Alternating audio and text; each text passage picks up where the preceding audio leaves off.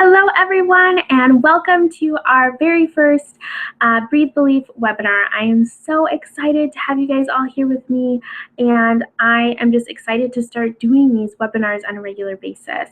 So welcome, and today what we're going to be talking about is nurturing the love of learning in our children. And so this was a question that came up on our Breathe Belief community Facebook page. Someone, just asked, what do you do to nurture the love of learning in your children? And I feel like this is so important, and I thought, why not make this our very first webinar topic? So what I did is I came up with 8 different steps to help us to nurture this just natural love of learning in our children, because I feel that children are just born learning. They are hardwired to learn. They do that from the very moment they come out. They're looking around and they're figuring stuff out, and they're just learning all the time. But unfortunately, often when they start to go to school, and the older they get and the more schooled they get, they just start to dislike learning. And they're still learning, but they just start to hate it. And often it's that they don't like school, but sometimes they still really do like learning, just not in that kind of environment and not the way that school wants them to learn. And so what we want to do is to nurture that intrinsic love of learning in our children. And so what we're going to do is I created a slideshow presentation for you guys. So I'm going to screen share here in a minute and go through these different steps that help us to nurture a love of learning in our children. And then at the very end, I'll put the camera back on me, and I can answer any questions you guys might have over in the chat box. And if there aren't any today, then I will just say adios, and we'll see you guys in the next webinar. So if you give me just 1 minute here, I'm going to do the screen share.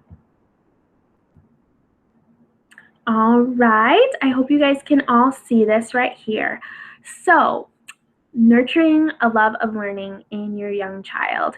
And this is, again, our Breathe Belief community webinar. And again, welcome. So glad you're here participating with us. This is going to be super exciting.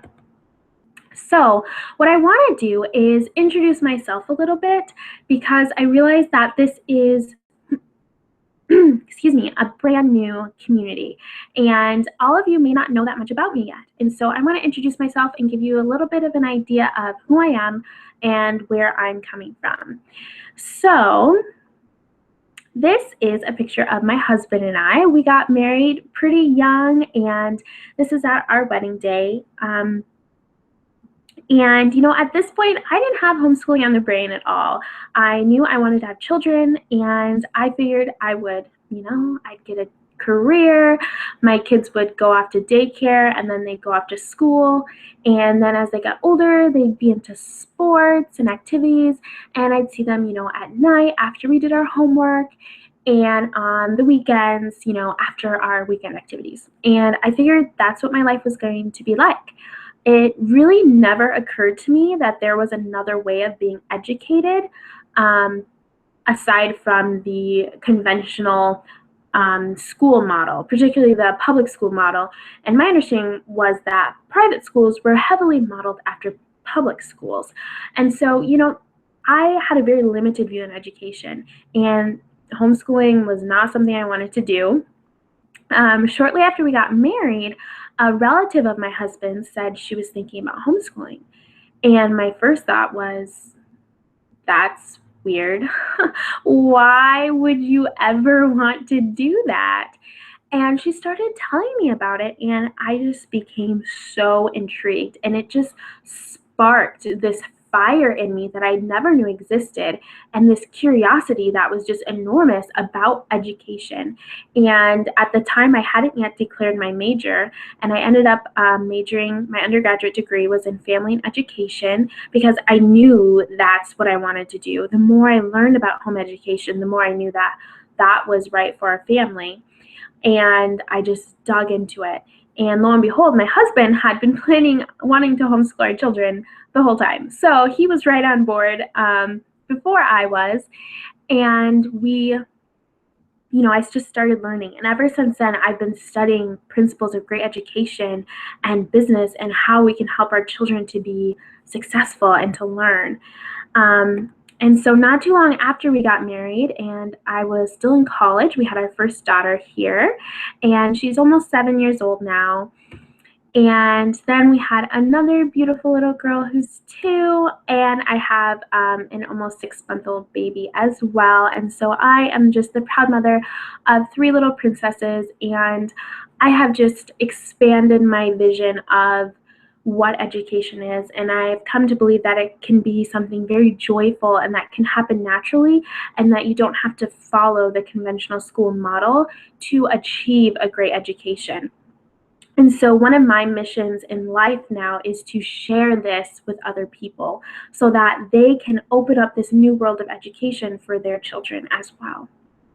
So what I've done with that is I've created the Breathe Belief community, and it's all about empowering parents and breathing belief into them that they can educate their children at home, and offering them support and encouragement and education along the way. And so a little bit about us. So we believe that meaningful education can happen naturally. You don't need textbooks, grades, levels, and testing and compulsion. That isn't absolutely needed to have a great education. We believe that education can be joyful. We believe that we are the experts of our own family. No one knows your family like you do. I don't know your family like you do. Some best-selling author or government official, they don't know your children like you do. And you are the expert. And so we believe in learning and studying. That's why we have these webinars, so that we continue to learn. But then we go back and we prayerfully and we think and we decide what's best for our family at this point in time. And we respect the educational decisions of others. This isn't for everyone, and that's okay. And we respect their decisions, and we just want people to respect our own. And we strive to be people of excellence. So that's a little bit about this community that I hope you have joined us now, and that you can be a part of our community, because really the more we have and the more engagement we have, the better we're going to be able to accomplish these missions. And so what we do is we offer a community. We want to create friendships and support with like-minded people who share these ideals of education. We have an online book club where we pick a book each month and we study it about education, and we learn from each other and share our insights and have a live discussion. And we keep learning through webinars like we're doing here, and have a yearly retreat where we can get together and participate in workshops and learn together and really just connect on a deeper basis. So that's a little bit about myself and about the Breathe Belief community. Now I want to share with you the 8 steps of nurturing a love of learning in our children. So when I think about nurturing a love of learning in our children, I think about this quote, and it's by William Butler Yeats. It's that education is not the filling of a pail, but the lighting of a fire. Education is not the filling of a pail, but the lighting of a fire. And I absolutely love this quote. And truly, it has become like the backbone of everything I do when educating my children. I think about, am I just filling a pail right now, or am I lighting a fire? When I think about a pail, I just think of, someone just, slushing water into a pail, filling the water into a pail, and water's just slushing around. And if you try to, use a fire hose, so much of that water is just gonna fall out of the pail, right? And if we try to just force all this knowledge on our children, so much of it's just gonna fall back out. And it's not self-sustaining. It constantly needs someone else to feed it. But if you think of it like a fire, that our children is this, logs. They're this kindling just waiting for a spark, right?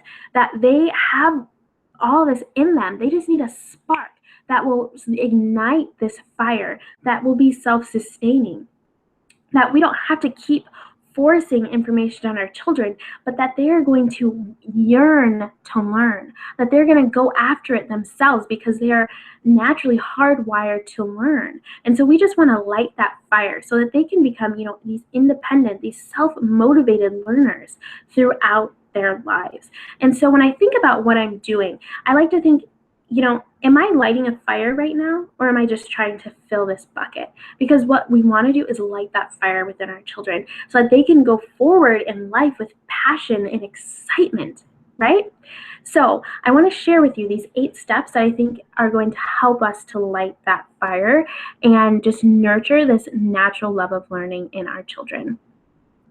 So step 1 is modeling. Now, I love this picture. You can see this mom here with this little boy, and the mom's reading at one end, the little boy's reading at the other. And to me, it's such a great example of modeling. And modeling is just doing ourselves what we want our children to do.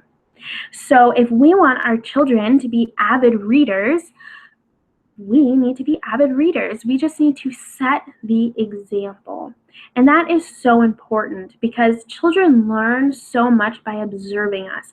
And if you're a home educator, your children are going to learn so much from you because you are going to be their primary example.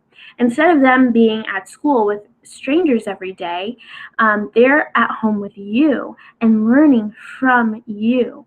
And, it's more about what is caught than what is taught.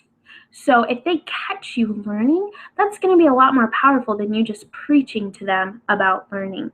So we want to show that we're studying. Let them see you study. Let them see you read.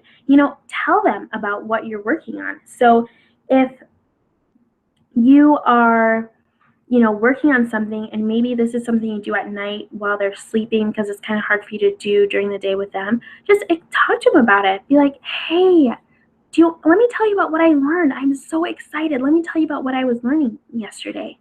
And show them just genuine enthusiasm about what you're learning, that you love to learn, and that you feel like learning is something that you're going to do throughout your life.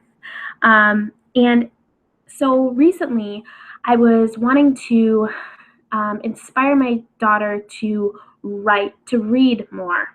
And we've been reading, and I wanted her just to do something else to inspire her to read.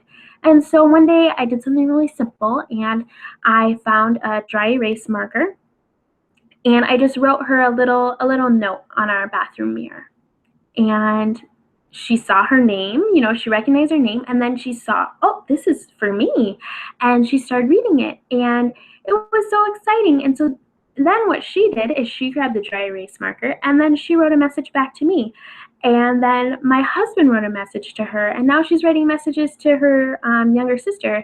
And they're just kind of these little love notes like, I love you. I love your smile. I'm so grateful you're my daughter. Just these little things. And what I realized was she did what she saw me do.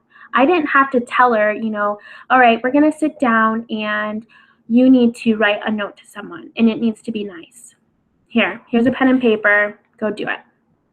No, it was something fun, and I just had to model it, and then she did it back. And now all of a sudden, almost every day we're writing a new little message, and we're reading and writing, and it's just a fun way to do it. And it came from just modeling the behavior that I wanted to see in my daughter. So, do that and think about the things you say. Do your children hear you say that you love learning, that you love reading, and that you love studying? So the key here is just to model the behavior that you would like to see. Step 2 is to invite and not force. So I like this picture because to me, this is just inviting. The mom's like, hey, look at this, like inviting the child. Would you like to learn how to garden with me? And all the other things that go into gardening, all of the science about nature and plants and the life cycles, like so much learning can happen. And it wasn't all right, now we're to this point in our curriculum or textbook, and these are the different parts of the tree. You need to label them, and you need to do this right now. You know, that most people aren't going to find that a lot of fun and are going to be really excited about it. But when you invite them to learn with you, that is so much better, because what I found is children really love to be with their parents, especially young children. Young children feel so much love when their parents want to spend time with them. So I encourage you to invite your child to learn with you. Now, this can be a little tougher because it's a lot easier to hand them a workbook and to tell them what to do than it is to take upon yourself additional learning and being patient with your child as they learn along with you. And, in our family, something that we want to do is we want to learn Spanish as a family. My husband speaks great Spanish. I speak so Spanish, and my daughters understand a little bit, they know a little bit, but I want our children to learn Spanish, and I want to learn. And so I invited my daughter. I said, would you like to learn Spanish with me? Yes, she would like to learn Spanish with me. She wants to do stuff with me. And so we do it together. We might sign on to Duolingo, their free Spanish learning software online, and we learn and participate together. And it just makes it so much more fun. And so when you can invite and not force, you're going to get a lot better feedback, and your children are going to be a lot more excited and to love learning a lot more. Because children as well, they love freedom. And it's just a human nature that we want to have freedom. It's human nature to rebel when someone tries to force us to do something. So if you can inspire or invite your children to do something without force, you're going to really nurture that love of learning a lot more. All right. Step number 3 is creating a learning environment. So this is just all about thinking about the space that you have, your home. Do you have educational things around? I look at this picture and, they've got a little microscope, they've got a stethoscope, they have writing utensils, they have paper, they have pens, they have, it looks like some books in the back. Do you have toys that are open-ended, toys that encourage curiosity, toys that encourage imagination and role playing? Do they have materials to write and to draw, to create, to build? Do you have books readily available? Are the books way up high where your kids can't even get them?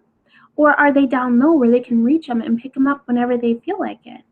Do you have a inviting place for your kids to sit and look at a book? So all of these things can really help nurture that love of learning, because they're going to see these things around them. And if you can make them easily accessible, it's going to really help their desire and their love of learning. And so I was thinking about one example from my own life is recently we sat down with my daughter and we're like, what are some things that you want to learn about this week? Because we talk about that. What are some things she wants to learn and work on this week? And out of the blue, she's like, I want to learn all the names of the countries and the places that they are, because I don't know that yet. And I was like, okay. I was so excited. And I really feel like a big part of why she wanted to learn that is because we have a map. We have a huge world map that we go to often. When we read a book, when we learn about current events around the world, we go to the map and we go, oh, look, that's where this is. That's right there. And we talk about, places maybe my husband and I have been before, places we want to go to, and we go to that map often. And it's in a place and it's down low where she can see the entire map, and I feel like having that in our environment has really encouraged her to want to learn about geography. And that was something all on her own, nothing I had to force, but this love of learning just came out of her. She wants to learn about it. She wants to know about these materials and things that we have in our home. So when you can create an environment that invites learning, that is going to help a great deal. And this is really something great to think about as the holidays are coming up right now. Think about the kinds of gifts that you want to give. Try to get gifts that encourage, curiosity in our children. All right, so the next thing is to be aware of your language. Um, One thing that we do in our family are affirmations. We try to every day. We stand up in the bathroom as a family, and we all look in the mirror and we say certain things to ourselves. And this has been so powerful for our family. And I first started doing this when my daughter was about 2 years old, my first daughter, and she was very shy. If you look at her now, you would never think that. But when she was 2, she was very shy. And I didn't want her to be shy because I felt like she would miss out on a lot of great, meaningful relationships and opportunities if she continued to hide behind my legs whenever we went somewhere new. And so I just started giving her an affirmation. And the affirmation was I would tell her, Rebecca, you are friendly and outgoing. You are friendly and outgoing. You are friendly and outgoing, when she would start to be really shy. And at the time, that's not who she was. But I was seeing her as who she could become. And she saw me as someone she could trust. And so she started to take on that persona that she was friendly and outgoing. If you meet her now, she's extremely friendly and outgoing. And what really hit home was one day I was meeting with a woman in our church, and out of the blue, she just goes, "Oh, your daughter is just so friendly and outgoing." And she used the exact same words that we had been telling her over and over. And we had never said that in front of this woman before. But my daughter had just come to embody this affirmation that we had been telling her and that she had begun to tell herself. Another time we were at the park, and she was nervous. She was on this ball thing that was rolling. It was really fast and it was really hard. And she started saying an affirmation to herself that we had been saying in front of the mirror every day. She said, Mom, I'm strong and I face my fears. I push through the pain and discomfort. I am brave and I face my fears. That's what it was. I'm brave and I face my fears. And it just warmed my heart because we had put in these default thoughts into her head. So before, when something got hard and was scary, she might think, this is hard and scary, I want to stop. Instead, she remembered these things that we had told her, that she had told herself, that I am brave and I face my fears. And she kept going. And so one affirmation that we have to encourage a love of learning is one of ours is that I love reading and learning new things. And so every day we tell ourselves, I love reading and learning new things. And right now I can tell you my daughter loves reading and learning new things. And that's something we continue to do day after day. Now, another thing about language is to think about how you are responding to questions and suggestions from your children. So, think about if they ask you a question, do you brush it off right away? Are you just like, I don't know, and you just forget about it? Or do you encourage it? Some great responses would be, that's a great question. Let's find out together. Or I'm so glad you're thinking about these things. What do you think? I'm so glad you asked. I think it's great that you want to learn about this. These are some great responses to their questions that are going to encourage them to want to continue to ask questions, because the more that they ask, the more they're going to learn, and the more their curiosity and their love of learning is going to grow. Another thing to be aware of with our language is the kind of praise that we give our children. If you guys are familiar with Carol Dweck, she talks a lot about this growth mindset and how the praise that we give our children can really affect them. So in essence, I've created this little chart here. So instead of saying things like, wow, you did a great job, which, seems like a perfectly nice thing to say, and I wouldn't say is necessarily bad. Instead, what you can say is, wow, I can tell you put a lot of effort into that. So you go from praising the outcome to praising their effort. All right, let's look at another example. If you said, "See, reading is easy," you could try instead saying, "You've been practicing and it shows." Instead of just saying, "You did it," you could say, "That was a really tough part of the book, but you pushed through it and didn't quit. I'm so proud of you." Do you see how we go from praising their outcome to praising their efforts? Because what Carol Dweck found is that when you start telling kids all the time that, you're smart and this is really easy for you, which is a great, very nice thing to say. But when you say that, they start internalizing that they're smart, which is a good thing. But then if they get into a situation where they're being challenged, they can become afraid that they will no longer be seen as smart. And they don't want to let people down, and they don't want to be embarrassed. They don't want people to not think that they're smart. And they're not thinking about their effort, but they're thinking about being smart. And so instead of taking on a new challenge and working hard to learn something new, they shut down and they'll stop trying. Because if they don't even try, then it's not that they're not smart. They just didn't even try. They don't care, right? But when we praise their efforts and they come to a challenge, what she found through her research in doing this with children was that when their efforts were praised, they were working harder. They were pushing themselves and, in essence, learning so much more because they saw their hard work as being very valued, and so they would work harder. And so it's so important to think about how we praise our children and to really encourage their efforts because, things are not always going to be easy. And they need to know that a lot of effort is needed to learn and to become these great men and women that we want them to become. So if you guys want to learn more about that, I really encourage you to study more about the growth mindset and research by Carol Dweck. And if you want, you can email me and I can give you some resources about that as well. All right, next is we want to make learning engaging. So, make sure they're involved in the learning. We don't just want to preach to them all the time, but make sure that they're involved and actively learning, that they're participating.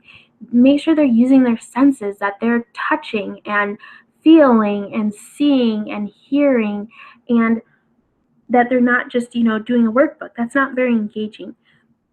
But instead of doing a workbook about the season's changing, instead get outside and touch and feel and learn and talk about it.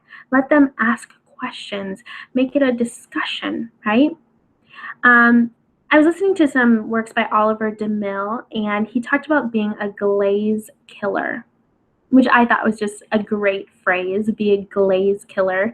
If you go to schools, often if you go to a kindergarten classroom, kids are super excited and there's not a lot of glaze on their face because school is this novel thing. It's brand new and they're a big kid now and it's so much fun, right? Teachers do a lot of things to make it hands-on and engaging. But as they get older, school loses its novelty. They begin to realize they don't have very much freedom anymore, and it becomes less engaging. And they get this glaze on their faces. And it's as they get older and older, 6th grade, there's even more glaze. By 10th grade, there's more glaze. By 12th grade, there's so much glaze. And so we want to, whenever we see that happening, change things up. Do not feel bound to a lesson plan or a curriculum or something. Change it up, make it exciting. Because right now, as a home educator, you have the power to individualize their education. We don't have to go by somebody's plan that someone created who knows nothing about our child and doesn't know anything about my family or the strengths of my children or their personalities. But you do. And so you can change things up and just get rid of that glaze. Robert Frost said, "I'm not a teacher, I'm an awakener." I love that. Wake your children up. If they're falling asleep with what you're trying to teach them, stop it. We need to wake them up, help them to find this love of learning because it's in there. Children, human beings love to learn. Learning is inside of them. Bring that out, awaken that inside of them again. And so we can do that through many ways. And another way that we nurture this love of learning is by pointing out examples. So I love to read biographies with my children. I love to read historical fiction with my children about, leaders of the world from all different cultures and backgrounds and countries, and how they have done great things. And so what I like to do is point out all of the things that they did in their lives. I tell them, wow, do you know they must have worked so hard to do that? Think of how much work and how much they've studied and learned and sacrificed to become who they are today. And I do that whenever we see greatness somewhere. If we're watching the Olympics, we talk about, wow, think of how much they learned and how much they've tried and worked hard at something. Or if we go to a show, like a ballet show, we talk about how much work and how much learning these people have done. And because I want them to realize that to achieve greatness, and they need to continue to work and to study and to try. And so this really helps to motivate them and increase this, internal motivation in them, because they want to be great. They want to do these great things. And so when you show them these examples and you explicitly help them to understand the study and the learning and the work that had to go into that, that's really going to help, increase this natural desire for them to learn. Next is to be aware of your personal attitudes of failure and mistakes, because mistakes and failure are absolutely an essential component to learning. When you are not going to learn if you don't make mistakes. And it's kind of like what we were talking about, Carol Dweck's research, right? That I'm smart, and so this idea that smart people don't make mistakes is completely incorrect. Because in order to learn, you have to make mistakes. It makes me think about Miss Frizzle in the Magic School Bus. She said, "Take chances, make mistakes, and get messy." I love that. And that's what learning is about, because, if you're going to learn the piano, you're not just going to sit down and just play the piano perfectly. You're going to mess up a lot. And that is a really, really, really good thing, because that means that you are learning.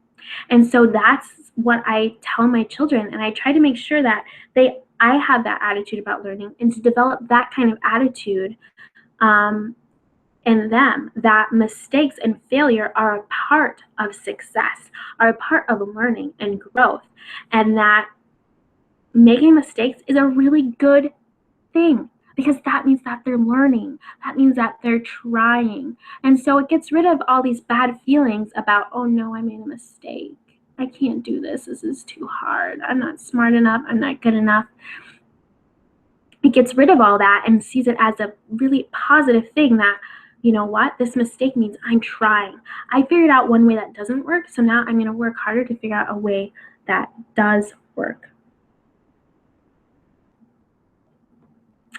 All right. Another step is to help them understand that they can make a difference right now.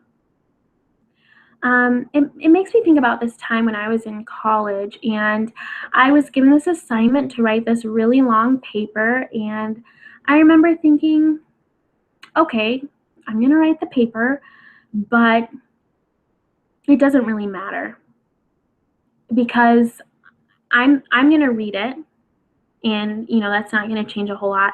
And the only other person who's going to read it is my professor, and he's going to read 25 other ones just like it and probably not pay a lot of attention to mine. And then that's it, and nothing's going to be done with all this work that I just did, because everything I do is just preparing me for adulthood, right? And now And that was really depressing for me. I mean, I did the paper, but at the end of the day, it didn't really matter that much. I did gain some valuable practice. And, in some ways, it did prepare me for adulthood. But what's happened in schooling is it's just become this 21 plus years of preparation before you ever do anything meaningful. I was feeling like I just wish someone would say, we're going to write this paper and then we're going to do something with it, because what you have created is important. Your voice can be heard and you can make changes in this world. And so, yes, education in youth is a preparation for adulthood, but our children are powerful and they can do really meaningful things now. They can make a difference right now. So if we can help them understand that them learning how to read can help them to make a really big difference right now, that's going to be really powerful. For instance, my husband was talking about starting a new business and from home, and my daughter was like, I want to help. And he's like, the biggest thing you can do to help is you can learn how to read. Because once you know how to read, you can help me so much with my business. Right? Another thing is just today, I was feeling a little frazzled earlier. I was trying to do different things at once, and my middle child came to me and she was whining and crying. And my daughter said, I'll take her. Come on. I'm going to go read you a story. And it was so meaningful. Because she knew how to read, she was able to give this really meaningful act of service to her sister and to myself. And so children can do great things right now. I heard a story about a young girl who decided she wanted to raise money for an orphanage on the other side of the world that she had actually visited. And she thought, I'm going to create this fair where we sell things and a portion is going to go through that. This girl was, a young girl, and she did that. She was making a difference right now.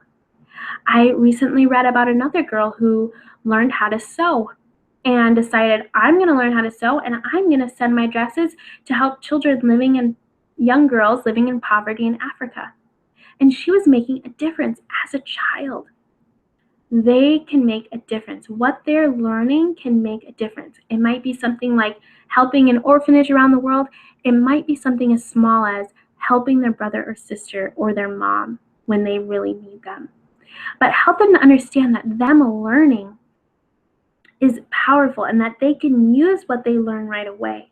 So, really help them when they learn something new, find a way to use that new knowledge in a really meaningful way, because that's really going to get them excited about learning more when they can understand how important it is and how much of a difference they can make. And so those were our 8 steps that we're talking about today. And I really feel that if we can develop children who grow up to be adults who love to learn and they know how to learn, that they can be unstoppable. Because truly, how can you stop a person who loves learning and they know how to learn? They can just do anything, and they can go on to fulfill their own personal life mission. And that's what I want for my children. I want them to fulfill whatever mission that they feel God has placed in their heart for them to do in this lifetime. So I want to talk to you about how you can learn more. So if you enjoyed this webinar, you can become involved in our education book club, where we're going to read and study a lot of these books that have really helped me gain a lot of knowledge, and that can help you gain a lot of knowledge about education and build your confidence and help you to learn, how to be a better home educator for your children. I have also created a course called Joyful and Natural Learning. And if you go to breathebelief.com, you will see a link that says My Course. And there you can go there. It's absolutely free. I want to just share this knowledge with the world so that your children can have an education that's joyful and natural. So you can go there and learn a lot of free stuff there. I have a blog and podcast that's also completely free, breathebelief.com. And of course, join our Breathe Believe community where we're going to do the things we talked about, have these regular webinars. We're going to have that yearly retreat. We have, our community where we share and inspire one another and really encourage each other. So thank you so much. So now I want to just open up this chat feature right now. And so if you have any questions, you can shoot it over in the chat box.